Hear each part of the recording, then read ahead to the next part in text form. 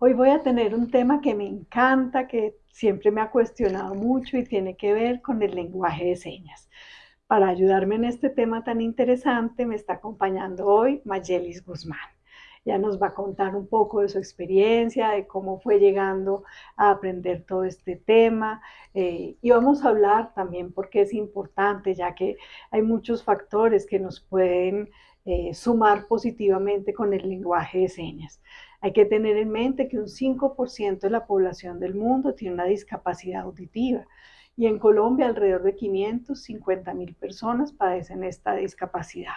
Entonces es un tema que es valioso para que podamos encontrar maneras de comunicarnos más, de acercarnos más, de estar mucho más como en contacto los unos con otros, porque si pensamos, por ejemplo, en el proceso de crianza, una persona que no puede escuchar bien, es muy difícil que le podamos dar unas pautas si uno no tiene como unas herramientas para poderle decir, mira, esta tarde vamos a ir a la casa de la abuelita y después venimos, almorzamos y hacemos la tarea, que es lo que usualmente hace uno con los hijos.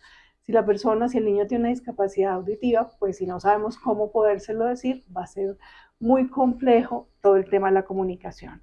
Eso como para poder poner un ejemplo de lo importante que puede ser tener todo este lenguaje de señas. Ahora sí, no me explayo más y le pregunto a Mayelis, bueno, ¿tú cómo llegaste a todo este interés de este aprendizaje del lenguaje de señas? Bueno, la verdad soy testigo de Jehová y mire que en nuestra organización hay un número, un sinfín de sordos que pues tienen la necesidad de aprender este lenguaje y pues eso a mí me motivó mucho aprender esto para poder tener esa linda experiencia de enseñarle a ellos también de lo que uno aprende en la organización.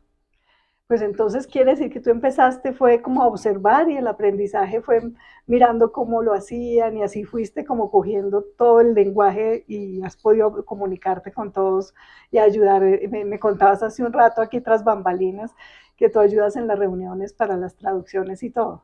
Sí, correcto. Donde haya más necesidad, pues uno se presta para enseñarle a ellos para que sigan aprendiendo, porque a veces es muy difícil que a veces uno va de pronto y encuentra personas que no, incluso que no saben este idioma o esta lengua, y pues uno hace el esfuerzo por enseñarles a ellos.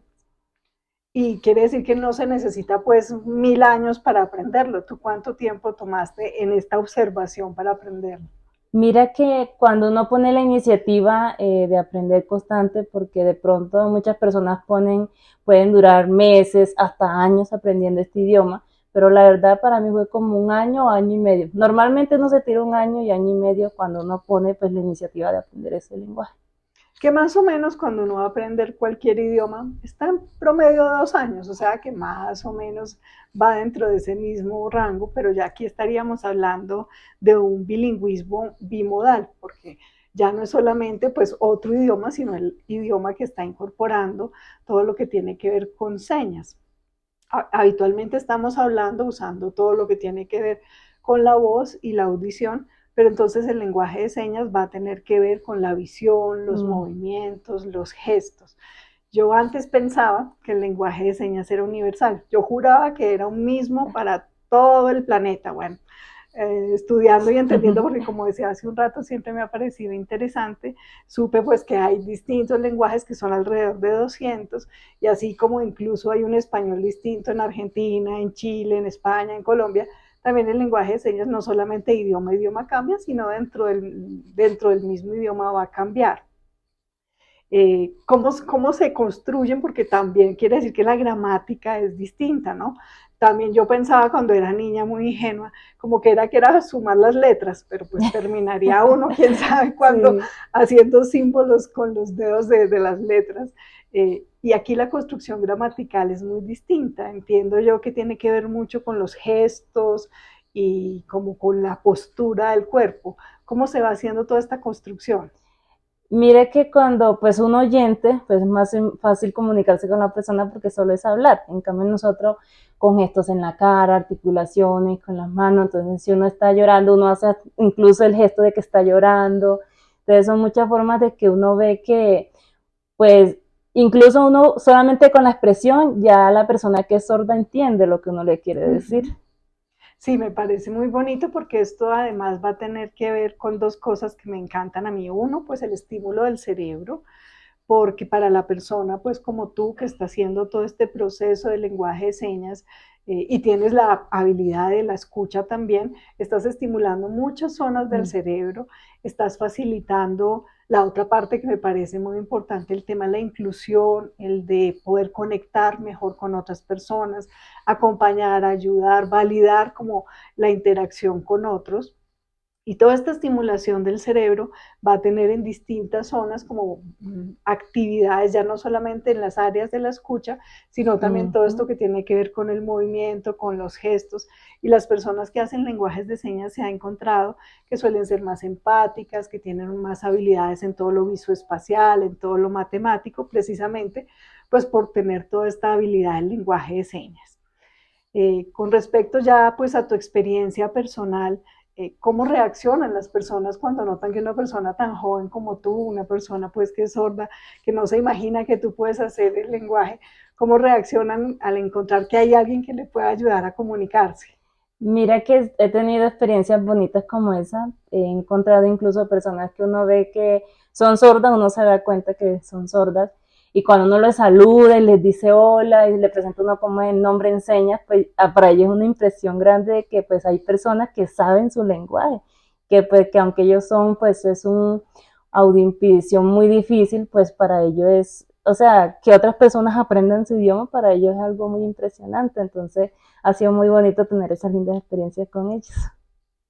Decías algo con respecto a los nombres, cómo se dice el nombre de una persona en señas?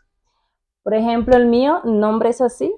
Entonces, mi nombre es, o sea, aprenderse uno el abecedario normalmente, el A, B, C, D.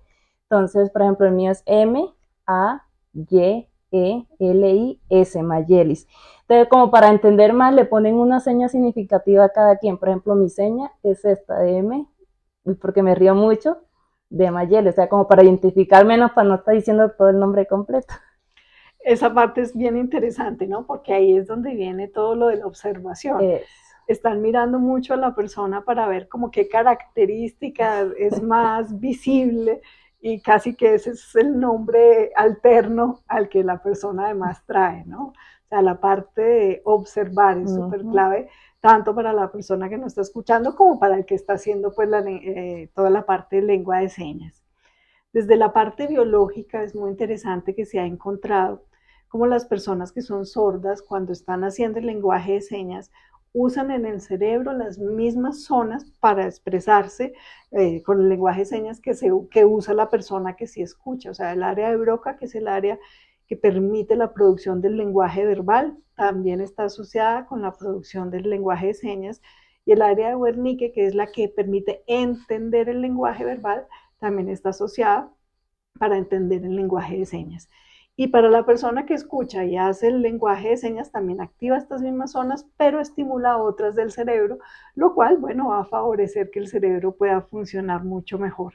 Así que, pues tú estás haciendo ahí una gimnasia para que ese cerebro tenga seguramente mucho más de lo que se llama reserva cognitiva. Pues muchísimas gracias por estar hoy en este video conmigo. Entonces, pues si quieres, nos despedimos aquí las dos, aprovechando tú para que nos hagas también en lenguaje de señas la despedida. Soy Vicky Pérez, médico psiquiatra. Espero que tengas un lindo día en armonía. No olvides suscribirte a mi canal.